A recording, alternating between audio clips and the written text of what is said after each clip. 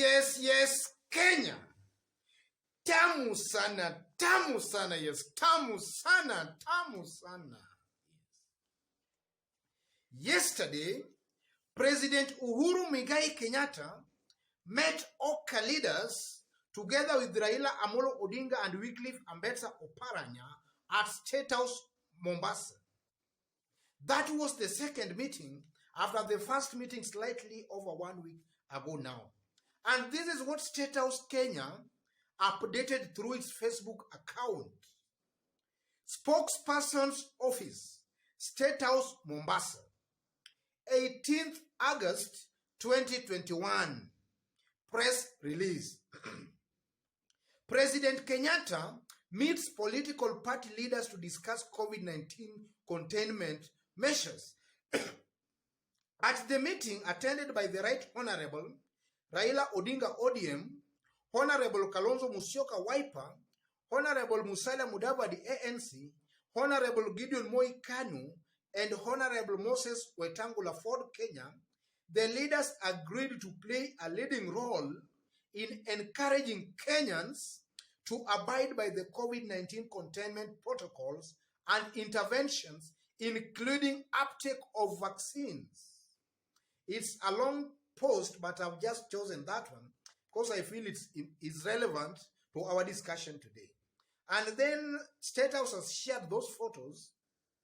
And from that photo, ladies and gentlemen, you can see that from the photo, you can see politicians are sitting largely at Uhuru Kenyatta's right-hand side. And then the top government officials are sitting largely on the left side. The president is sitting at the front, or rather on the front. And then the politicians, you can see Raila sitting just close to the president, then followed by Kalonzo, Mudavadi, Wetangula, Gideon, and Oparanya in that order. That also tells something, or rather shows something. And then on the side of top government officials, we have Matiang'i, Joseph Kinyua, and then I can see a man there in an army uniform who I strongly believe is the chief of the defense forces, Robert Kiboti. You know, they are wearing masks and you can really not identify the faces properly. Yes. So, ladies and gentlemen, from that yesterday meeting, we have been made to believe that there were 3 deliberations that were discussed most likely in that meeting yesterday. The first thing that might have been discussed was the COVID-19 containment measures. Because some times back, Uhuru Kenyatta gave out some directives that were expiring yesterday. So Uhuru Kenyatta had to give new directive as far as the COVID-19 containment measures are concerned, which he gave yesterday, and just extend the curfew for 60 more days. That's most likely what was discussed, and the presence of Mutahi Kagwe there just proved that that was discussed. And then the second item that most likely was discussed was the looming cabinet reshuffle. Because from reliable sources, there is a looming cabinet reshuffle. And these principals present, each of them was asked or rather requested to forward some names to the president for some consideration. That was the second thing that most likely was discussed. And then finally, we can also assume that that meeting yesterday was also a follow-up to the Mombasa 1 State House meeting, where the president implored upon Oka to maybe find a way of working or supporting Raila Amolo Odinga.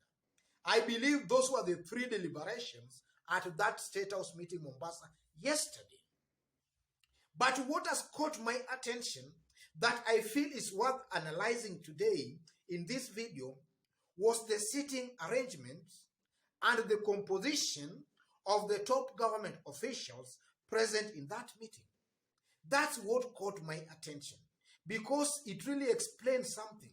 Maybe there is a new tactic to make sure that this team works together. So that's going to form the basis of our analysis and discussion in this video right now. And in case you've just bumped on this YouTube channel for the very first time, kindly subscribe and also give this video a like. Give it a like, please. Thank you. God bless you. Straight away to our analysis. I have two things here, ladies and gentlemen, I want us to analyze. The seating arrangement and the composition of the top government officials. The first item of the seating arrangement, I want us to look, what does the seating arrangement means in terms of pecking order of this group? The second thing I want us to look under that item, does the pecking order show the kind of power structure the president is trying to achieve with this team? And then the third thing, is it a departure from the previous power arrangement structures that the deep state and maybe the system has been pushing all along? Is it a departure? Those are the three things I want us to discuss in this first item of the seating arrangement. From the seating arrangement, you can see Raila is sitting just after the president. Then we have Kalonzo Mudavadi, then Wetangula, Gideon, and then Oparanya. That seating arrangement, from where I sit, I believe it was deliberate. It was done that way deliberate to send a clear message maybe to the principals themselves or even to Kenyans, that in the event of a power structure or rather a power sharing agreement, then the person who comes at the top, maybe in terms of seniority, both politically and maybe age-wise maybe, is Raila Amolo Odinga. The president maybe is trying to tell these people, or rather this team, that in the event of a power sharing agreement, then Raila comes first, and then we have Kalonzo, Mudavadi, Wetangula, Gideon, Oparanya in that order. That's most likely what the president wanted to tell these principals or even to tell Kenyans. And then, is this a departure from the previous power arrangements we have been told before or we have been made to believe before? Yes, it is.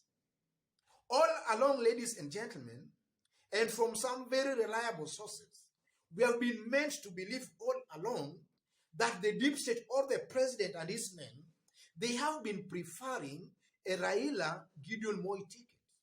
But maybe that has been proven to be very hard. Achieving that maybe all along has proved to be very, very hard. So maybe the president and his men are maybe changing tactic. They might now be bringing Kalonzo closer to Raila Amolo Odinga so that maybe they can offer Kalonzo a vice presidency. That's most likely what might be happening.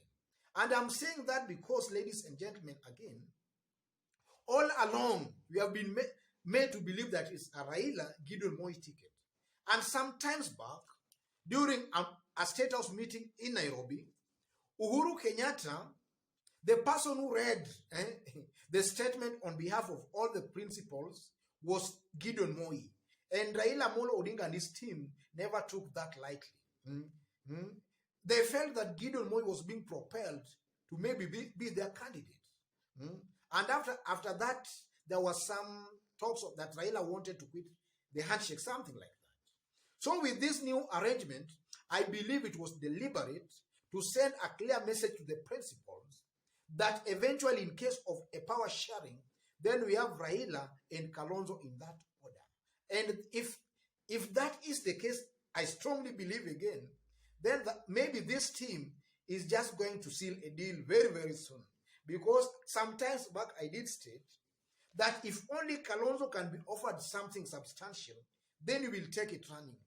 So if the sitting arrangement is anything to go by, we can just assume that maybe Kalonzo is being offered the post of a vice presidency. And I know he will take that running.